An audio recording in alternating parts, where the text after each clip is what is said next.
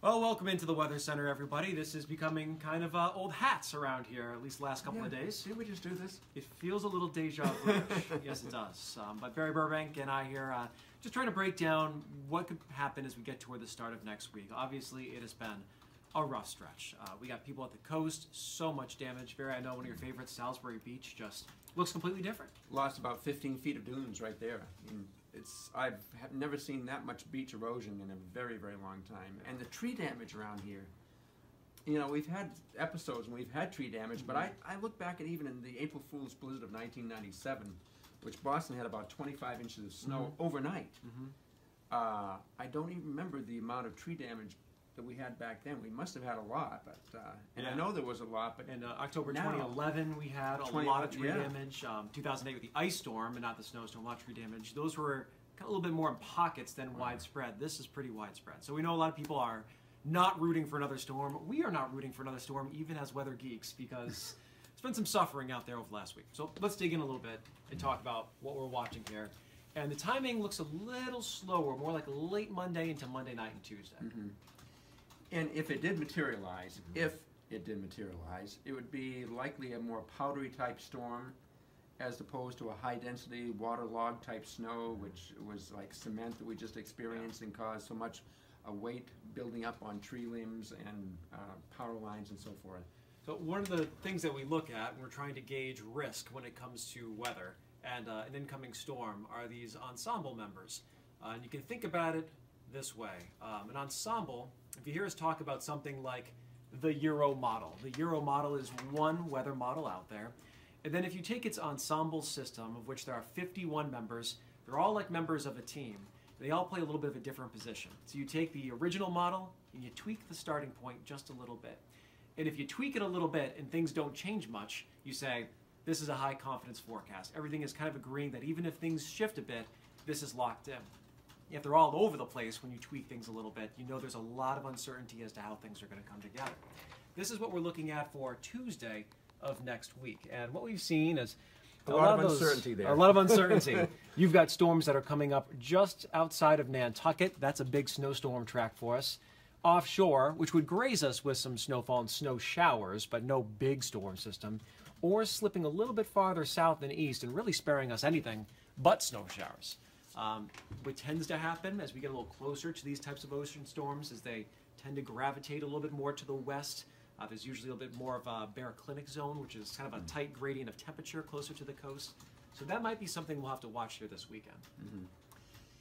It's a tough call because it's two separate upper level features, and if there's a phasing of both of these, like the northern branch and the southern branch, there's a really powerful system that's going to dig down from the Great Lakes.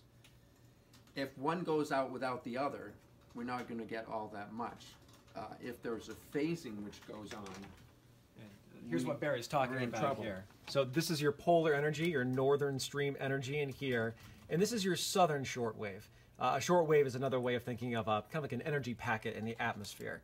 And as this northern one comes down, will it dig underneath that southern wave and capture it and bring a storm closer to the coast? Or will the northern stream be more dominant and kind of push that one offshore without joining forces with it? So that's the little balance that we're watching with this storm. What will happen between those two? It looks like it wants to join forces, but maybe later on in the game. Just a bit to the that east. would prevent us from getting a blockbuster storm here. So we were talking about the odds, trying to think about what are the percentages of outcomes here. A total miss, right now we're giving about a 10%. A significant snowstorm, we're giving about a 30%. And then 60% chance of fringe effects, which would be some snowfall, some wind, but not a blockbuster. Right. I go for that. So, I mean, but again, we're talking, this is Friday. We're talking a late Monday and Tuesday deal, so it's still really up for grabs. So I'll be watching it this weekend, morning shifts, Saturday and Sunday, so we'll have a lot to say about it on our 3- and 4-hour tours. I'll be annoying my wife and son at home, obsessively checking weather models, as we often do, even when not at work. And of course, you can always find information on cbsboston.com, on Twitter. We're always putting those types of adjustments out. And have to be a little bit patient with this one. If you have flights, you know, I wouldn't freak out about it just yet here. It doesn't look like we're locked into a big storm at this time. It's cold after the storm as well. However, a caveat. end of next week, it's looking like we might be able to drag at least some milder air in here. A little light at the end of the tunnel, maybe some 50s as we head toward next weekend, even a slight chance of some 60s. So we need a break. If we get lucky, we miss this one and get some milder temperatures, that's a break we really need, hoping we don't get the big hit and cause more issues. But if you are a skier or snowboarder, amazing. You just got to love this weekend, and you got to take advantage of it, really. You got to go out there and ski and do some snowboarding because it is just awesome up north. It is really, in nearby ski resorts in Massachusetts, they get a lot of snow. So just go for it and enjoy. You could really pick any ski area, Connecticut, Massachusetts, or all of New England. All of them have seen at least a foot in the last couple of days, and some of them have seen 4 feet of snow. It's going to be the best weekend of the whole season, really. Yeah. I think of March as the winter equivalent of September for summer. March is the month where skiers and winter enthusiasts, it's great, and there aren't as many people out there because it's not just school vacation time. September is the best time to be at the beach. Same reasons. Exactly. Right. So I predict try to enjoy. Maybe record-breaking crowds up there. Who knows? We'll track the numbers for you and join us for the forecast over these next couple of days. Booming right now.